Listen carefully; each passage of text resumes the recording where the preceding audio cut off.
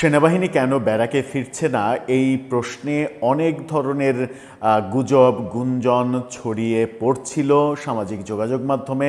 সব দিকে আলোচনায় এটা উঠে আসছিল, গণমাধ্যমেও কখনো কখনো খবর হচ্ছিল। বিভিন্ন বিশ্লেষক বারবার প্রশ্ন করছিলেন যে নতুন সরকার আসার পরে অর্থাৎ ভোট গ্রহণের পরেই সেনাবাহিনীর ব্যারাকে ফিরে যাওয়ার কথা, যেটা সেনাপ্রধান অনেক আগেই বলেছিলেন। কেন তাহলে সেনাবাহিনী ব্যারাকে ফিরছে না? এবং সেটাকে নিয়ে ভয়াবহ রকমের গুজবও ছড়িয়ে পড়ছিল। সেই গুজবগুলো কি কি ছড়িয়ে পড়ছিল সেগুলো নিশ্চয়ই বলবো। তার সঙ্গে পলিটিক্যাল রিলেশনও ছিল সেই গুজবের সঙ্গে। অতঃপর সমস্ত গুজবকে থামানোর একটা প্রয়াস আমরা দেখলাম সরকার সিদ্ধান্ত নিয়েছে সেনাবাহিনী ব্যারাকে ফিরে যাবে। কবে যাবে, কবে থেকে, কতদিনের মধ্যে সেনাবাহিনী ব্যারাকে ফিরে যাচ্ছে, সেনাবাহিনীর এই ব্যারাকে ফিরে যাওয়ার সিদ্ধান্ত সরকার কি নিল, কোন প্রেক্ষাপটে নিল? এটা কি এই যে ছড়িয়ে পড়া গুজব এখান থেকে রক্ষার জন্যই নিল, নাকি গুজবেরও কিছু সত্যতা ছিল? সেই সব ব্যাপারে এক ধরনের উন্নতি হয়েছে বলে সরকার এখন নিশ্চিন্তে সেনাবাহিনীকে ব্যারাকে ফিরিয়ে নিতে চাচ্ছে।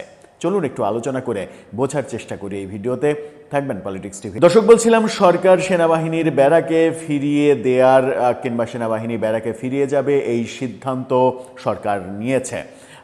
এই কার্যক্রম শুরু হবে আগামী মাসের প্রথম সপ্তাহ থেকে এবং আগামী মাসের মধ্যেই সম্পূর্ণ সেনাবাহিনী যত সেনাবাহিনী সারা দেশে বাইরে রয়েছে, বিভিন্ন ক্যাম্পে রয়েছে, তারা ব্যারাকে ফিরে যাবে। সেনানিবাসে সবাই ফিরে যাচ্ছে, এই খবরটা এসেছে। এটা একটা ভালো খবর। প্রথমে খবরটা একটু জেনে নিই, তারপরে আমরা প্রেক্ষাপট আলোচনা করে বোঝার চেষ্টা করব যে কি কি গুজব ছড়িয়ে পড়েছিল যেগুলো ভয়ঙ্কর রূপ নিচ্ছিল। নিউজ 24-এর এই শিরোনামটা দেখে নিন। সেখানে বলা হচ্ছে জুনের মধ্যে সব সেনা ফিরবে ব্যারাকে। এখানে যেটা বলা হচ্ছে যে 6 জুন থেকে স্বরাষ্ট্র মন্ত্রণালয় জানিয়েছে 6 জুন থেকে এই প্রত্যাহার কার্যক্রম শুরু হবে। জুন মাসের মধ্যে এই ফিরে যাওয়ার কার্যক্রম পরিপূর্ণভাবে শেষ হবে, অর্থাৎ জুন মাসের পরে আর একজন সেনাবাহিনীও মাঠ পর্যায়ে থাকবে না। এর আগে মঙ্গলবার গতকালকে আইনশৃঙ্খলা সংক্রান্ত কোর কমিটির বৈঠকে এই সিদ্ধান্ত হয়েছিল। বৈঠকে সভাপতিত্ব করেছিলেন স্বরাষ্ট্রমন্ত্রী সালাউদ্দিন আহমেদ। এই খবরটা আজকে এসেছে গণমাধ্যমে এবং গণমাধ্যমকে নিশ্চিত করা হয়েছে। সিদ্ধান্ত অনুযায়ী প্রথম পর্যায়ে দেশের দূরবর্তী জেলা থেকে সেনা সদস্যদের ব্যারাকে ফিরিয়ে নেওয়া হবে।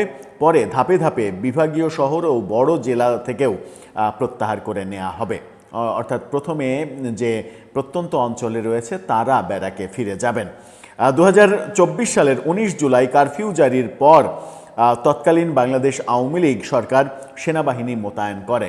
2024 সালের 19 জুলাই মানে এই জুনে আসলে প্রায় 2 বছর, মানে 2 বছরের 1 মাস 20 দিন কম এরকম সময় তারা মাঠে অবস্থান করার ঘটনা আমরা দেখব। একই বছরের 5 আগস্ট রাজনৈতিক পট পরিবর্তনের পর আইনশৃঙ্খলা পরিস্থিতি নিয়ন্ত্রণে রাখতে সেনাবাহিনী মাঠে অবস্থান অব্যাহত রাখে। অন্তর্বর্তীকালীন সরকার 17 সেপ্টেম্বর অন্তর্বর্তী সরকার সেনাবাহিনীকে বিচারিক ক্ষমতা প্রদান করে। তবে সম্প্রতি সেই ক্ষমতা আর বহাল নেই বলে জানিয়েছেন প্রধানমন্ত্রীর তথ্য ও সম্প্রচার বিষয়ক উপদেষ্টা জাহিদুর রহমান। বিচারিক ক্ষমতা আর নাকি নাই সেনাবাহিনীর। তিনি বলেন, বর্তমানে সেনাবাহিনী মূলত স্ট্রাইকিং ফোর্স হিসেবে দায়িত্ব পালন করছে এবং সরাসরি আইনগত কার্যক্রমে অংশ নিচ্ছে, কিন্তু প্রফেসর ইউনূসের দেয়া বিচারিক ক্ষমতা আনুষ্ঠানিকভাবে তুলে নেওয়ার কোনো প্রজ্ঞাপন কিংবা বিজ্ঞপ্তি আমরা কিন্তু এই সরকারকে দিতে দেখিনি। যাই হোক, এটা একটা ভালো খবর যে সেনাবাহিনীকে ব্যারাকে ফিরিয়ে নেওয়া হচ্ছে, কারণ সেনাবাহিনী যাদের মূল দায়িত্ব বাংলাদেশের স্বাধীনতা সার্বভৌমত্ব রক্ষা করা, তারা যদি পুলিশ বাহিনীর মতো আনসার বাহিনীর মতো মাঠে ঘাটে অল টাইম পড়ে থাকে, তাহলে তাদের যে মূল লক্ষ্য সেই মূল লক্ষ্যে মূল কার্যক্রমে অনেক বড় ধরনের ভাটা পড়বে এবং এটা কোনোভাবেই গ্রহণযোগ্য হতে পারে না যে সেনাবাহিনীর সম্মান যেভাবে নষ্ট হচ্ছিল, সাধারণ মানুষের মাঝে এত বেশি যদি সেনাবাহিনী মিশে যায় তাহলে তাদের গ্রহণযোগ্যতা কমতে থাকে। সেটাই হচ্ছিল। সেখান থেকে সরকার যে ফিরিয়ে নেয়ার সিদ্ধান্ত নিয়েছে এটা একটা ভালো সিদ্ধান্ত, কিন্তু কোন মুহূর্তে এই সিদ্ধান্ত হলো? যখন আমরা দেখছি যে বিভিন্ন গণমাধ্যমে বিভিন্ন বিশ্লেষক টক শোতে বারবার প্রশ্ন করছেন সেনাবাহিনী কেন ব্যারাকে ফিরছে না, প্রশ্নের আঙুলগুলো চলে যাচ্ছে সরকারের দিকে এবং সামাজিক যোগাযোগ মাধ্যমে নানা ধরনের গুজব ছড়িয়ে দেয়া হচ্ছে। সেই গুজবগুলোর মধ্যে ভয়াবহ গুজব আজকেও স্বরাষ্ট্রমন্ত্রীকে নিয়ে একটা ফটোকার্ড চোখে পড়েছে। যেহেতু ফটোকার্ডটা মিথ্যা ফটোকার্ড সেহেতু আপনাদেরকে দেখাতে চায় না। সেখানে আমরা দেখলাম যে সত্যটা অবশেষে বেরিয়ে আসলো। সেনাবাহিনীকে ব্যারাকে ফিরিয়ে নিয়ে না নেওয়ার মূল কারণ হচ্ছে আওয়ামী লীগকে ঠেকানো।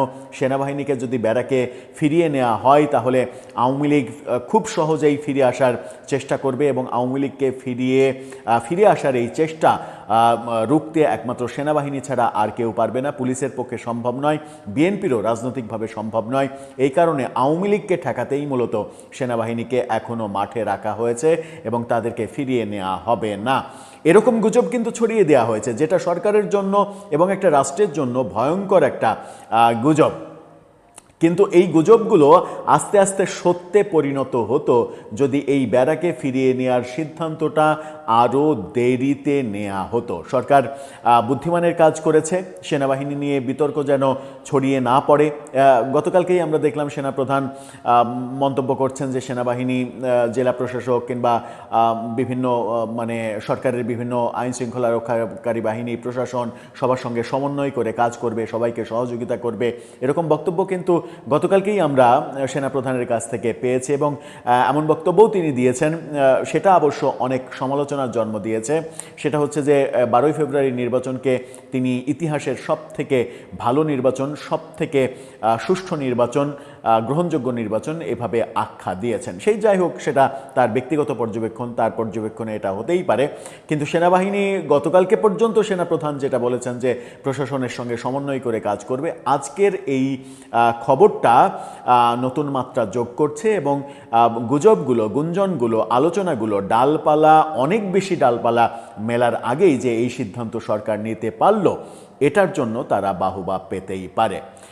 দর্শক, এটা সত্যি কি তাহলে জুনের 6 তারিখ থেকে কার্যকর হতে শুরু করবে এবং গোটা জুনের মধ্যে তাদেরকে পুরোপুরি সেনানিবাসে ফিরিয়ে দেয়া হবে, নাকি শেষ মুহূর্তে আবারও সিদ্ধান্ত পরিবর্তনের কোনো আশঙ্কা আপনি করছেন?